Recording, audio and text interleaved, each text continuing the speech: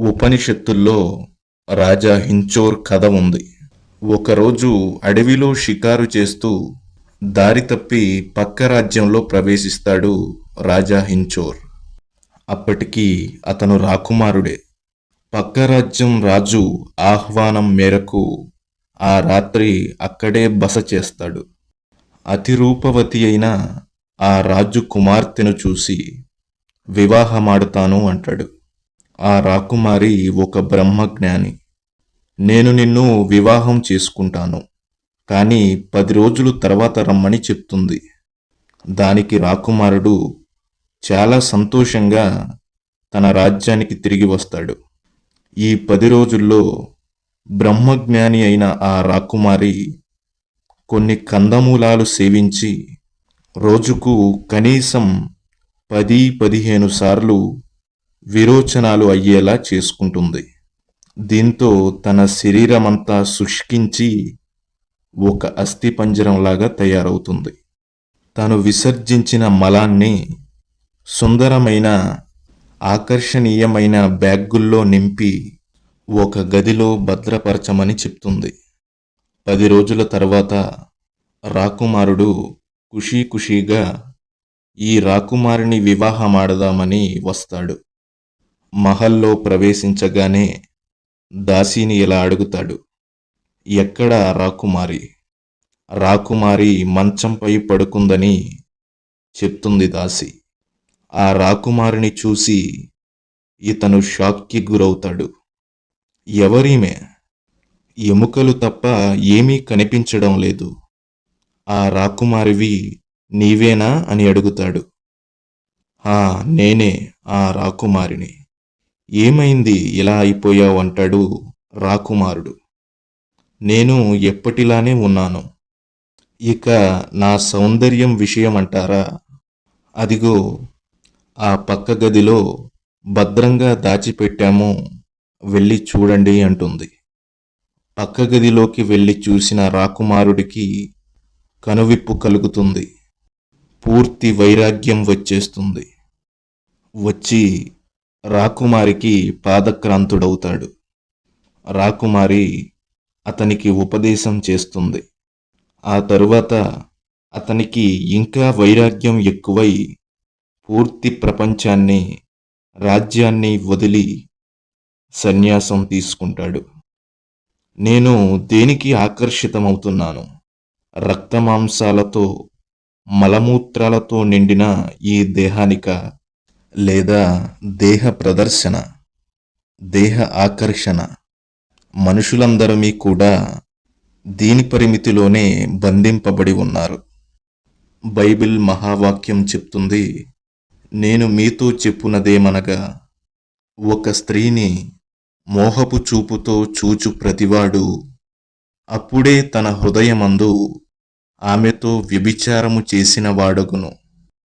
అటువంటిది పోర్నోగ్రఫీ చూడ్డం, శరీర వాంఛల్ని కలిగించే సినిమాలు చూడ్డం వల్ల ఎంతమంది స్త్రీలపైన మోహం కలుగుతుంది. మన పూర్వీకులు ఇంతమందిని చూడాలంటే వాళ్ళకి కొన్ని జన్మలు పడుతుంది.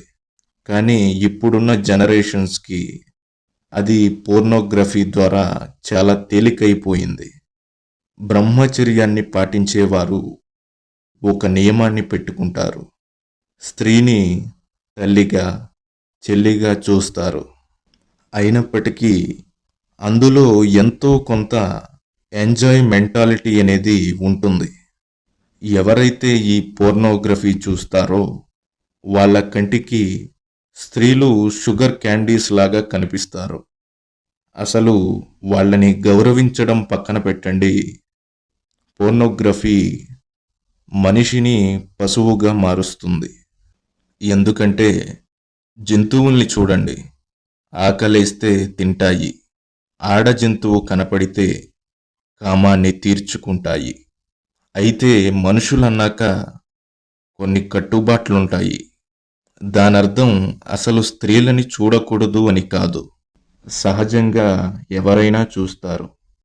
ఎందుకు చూస్తారు అంటే అది వాళ్ళ శారీరక అందం కోసం. అయితే ఏమి అందంరా బాబు అనుకోవడం, ఆ విషయాన్ని అక్కడే వదిలేయడం. సుందరకాండలో హనుమ మండోదరి అందం గురించి చెప్తాడు. ఇంత అందగత్తెని ఇంట్లో పెట్టుకుని అడవుల్లో బ్రతుకుతున్న సీతాదేవిని తీసుకొచ్చాడు అని.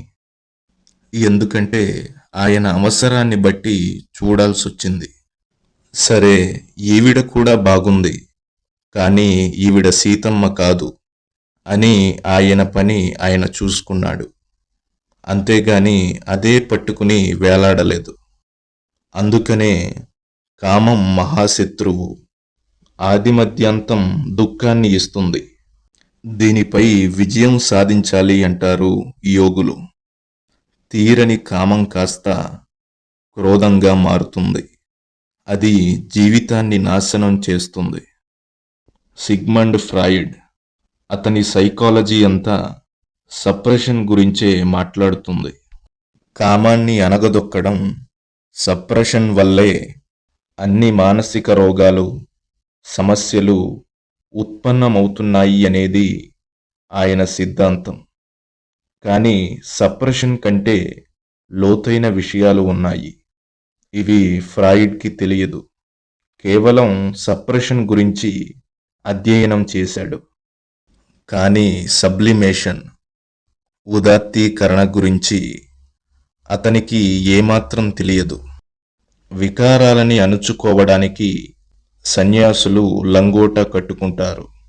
ఇంకొందరు శరీరాన్ని హింసించుకుంటారు.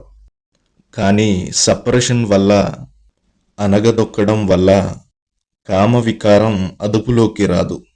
దాన్ని జయించాలంటే దాని స్వభావాన్ని తెలుసుకోవాలి. అది ఎప్పుడు ఎలా ప్రకటితమవుతుందో తెలుసుకోవాలి. అందుకనే కామం ఆదిమధ్యాంతం దుఃఖం ఇస్తుంది.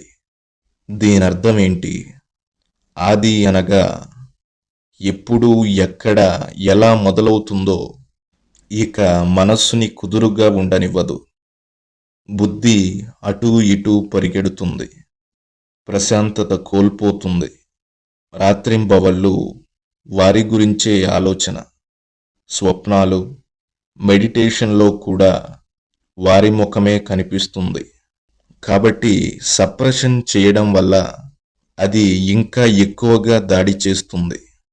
అందుకనే దాని స్వభావాన్ని తెలుసుకోవాలి. మనిషి శరీరంలో ఉన్న వీర్యశక్తి అధోగామి, అంటే కింది వైపుకి పయనించినట్లయితే ఇంకో శరీరానికి జన్మనిస్తుంది. ఊర్ధ్వగామి, పైకి ప్రవహించినట్లయితే ఈ జీవశక్తి ఓజస్సుగా మారుతుంది. ఈ శక్తి అనునిత్యం శరీరంలో తయారవుతూ ఉంటుంది.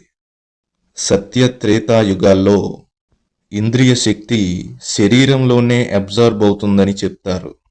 అందుకనే అక్కడ దేవతలందరూ శక్తిమంతులుగా, ఆరోగ్యవంతులుగా ఉన్నారు.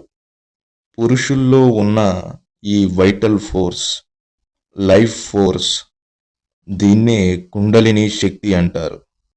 కుండలిని అనేది స్థూలమైనది కాదు. అలా అని అది ఆ వీర్య రసం కూడా కాదు. కుండలిని సూక్ష్మ శక్తి. ఈ శక్తి ఊర్ధ్వగామి అవ్వడానికి వేరే మార్గం అయితే లేదు. కానీ సూక్ష్మ మార్గంలోనే పైకి ప్రవహిస్తుంది. అందుకనే దీన్ని ఎప్పుడూ సప్రెషన్ చేయకూడదు.